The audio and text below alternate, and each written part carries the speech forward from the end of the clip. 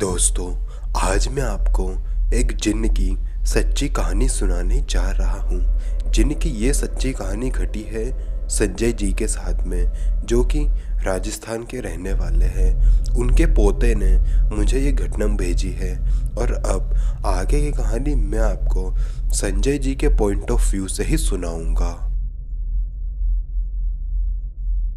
मेरा नाम संजय है। मैं राजस्थान के एक छोटे से गांव का रहने वाला हूँ। मेरे साथ ये घटना बहुत पहले घटी थी। ये घटना है 1978 की। तब मेरे घर के हालात कुछ ठीक नहीं थे, इसलिए मैं काम धंधा ढूंढने के लिए मुंबई आ गया था। उस वक्त मेरी उम्र केवल 22 साल थी। जब मैं मुंबई आया था तो मुंबई में मेरी एक बुआ रहा करती थी। अंधेरी ईस्ट में उनका घर था।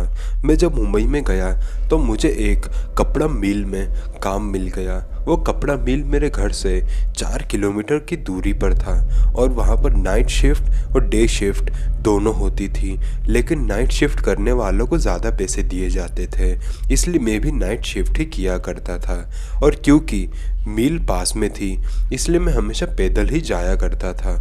मुझे नॉर्मली 30 या फिर 40 मिनट लगते थे आने जाने के लिए। तो एक नॉर्मल सी रात थी। अचानक से पूरे मील में लाइट चले गई। हमने बहुत ज़्यादा इंतज़ार किया लेकिन लाइट वापस नहीं आई। तभी रात के 3:30 बजे उस मील के मैनेजर ने हम सारे वर्कर्स को छुट्टी दे दी और हम लोगों को घर जाने को कहा। फिर जैसे ही सबको घर जाने को कहा तो सब लोग अपनी गाड़ी उठाकर घर जाने के लिए निकल गए। और मैं क्योंकि पैदल ही जाया करता था तो मैं भी अब पैदल ही अपने घर जा रहा था।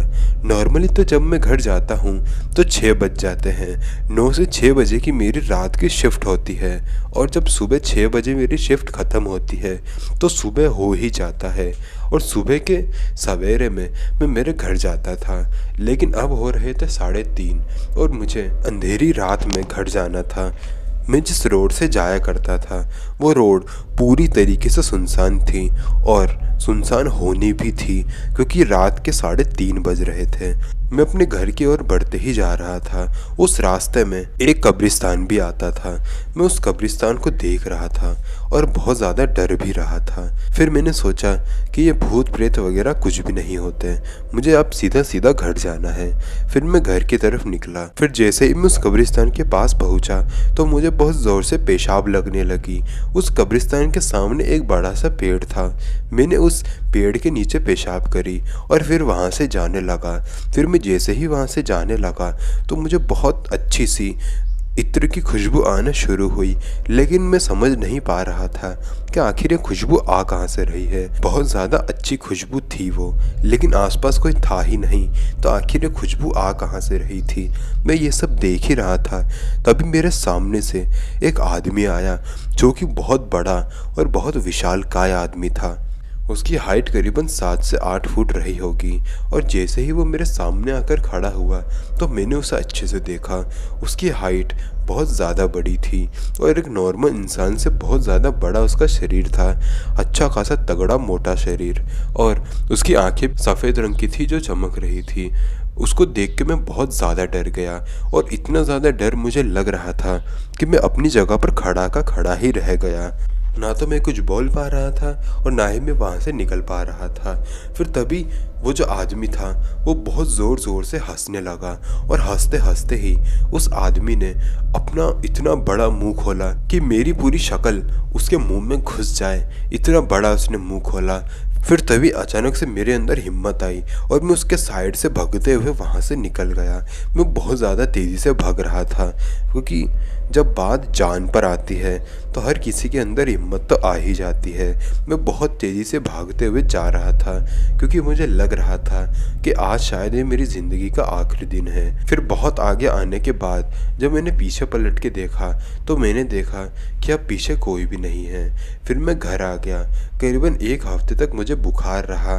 फिर लास्ट में मैंने मेरी बुआ को वो घटना बता दी। मेरी बुआ भी बहुत ज़्यादा डर गई थी। फिर मेरी बुआ मुझे एक पंडित के पास लेके गई। मैंने उन्हें वो घटना बताई और मैंने उन्हें वो पेशाब वाली बात भी बताई। तो उन्होंने मुझे बताया कि जिस पेड़ पर तुमने पेशाब किया था उस पेड़ पर एक जिन रहता था और तुमने उसे अपसेट कर दिया। अगर वो जिन चाहता तो तुम्हें जान से मार सकता था, लेकिन वो सिर्फ तुम्हें सबक सिखाना चाहता था। इसलिए अब तुम्हें उस पेड़ की अच्छे से साफ सफाई करनी होगी और उस जिन से माफ़ी भी मांगनी होगी। मैंने वही किया। मैंने उस पेड़ को अच्छे से साफ कर दिया और उस जिन से माफ़ी भी मांग ली। उन पंडित जी ने मुझे एक धागा बांधने को भी कहा, जो मैंने आज तक बांध के रखा है। फिर उस घटना के बाद वो जिन मुझे फिर कभी नज़र नहीं आया और फिर मैं मुंबई से वापस राजस्थान भी चला गया था। तो दोस्तों, अगर आपको वीडियो पसंद आई तो वीडियो को लाइक करें। अगर आपके साथ भी कोई सच्ची घटना घटी हो तो वो आप मुझे मेरे इंस्टाग्राम पर भेज सकते हैं। इंस्टाग्राम का लिंक है नीचे डिस्क्रिप्शन बॉक्स में। तो मिलते हैं अगले वीडियो में। तब तक के लिए जय हिंद, जय भारत।